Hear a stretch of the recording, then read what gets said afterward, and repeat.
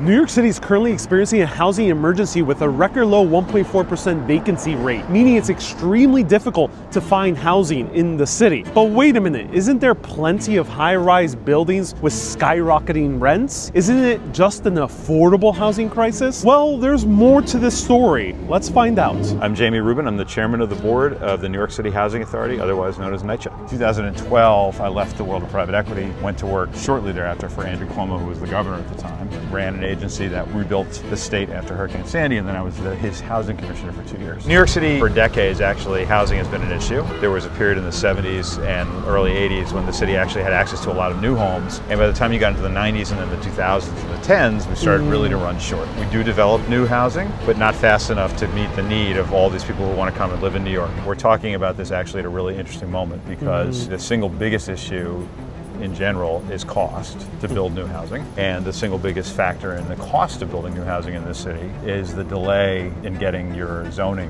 and permitting approved by the city. In short, zoning determines what can be built on any given plot of land, whether it be residential, commercial, or industrial, or mixed use, which is a mixture of commercial, usually on the lower floors, and residential above. So step one is removing a lot of the red tape and bureaucracy around zoning. What happens after that? The biggest unwritten problem has been that any city council member has the ability to veto an upzoning. The mayor can override that veto, but it's worthless because the city council will just override his override. The key pillars, from my perspective, in the city going forward is that development really needs to be shared equally across the city. That means upzoning a little bit across the entire city. We need, let's say, 500,000 to 1 million new homes over the next 10 years. And a certain amount of that has to be affordable. You know, you can build it all in one place, or you can spread it out across the rest of the city. If you build it all in one place, you're going to end up with something that looks like this all over the place, and it doesn't work. That means one area bears all the burden. I've seen many areas that are right by transit stops, and there's only a single family home or a one-story business. It makes no sense at all. And you know, we've tried over the years to provide incentives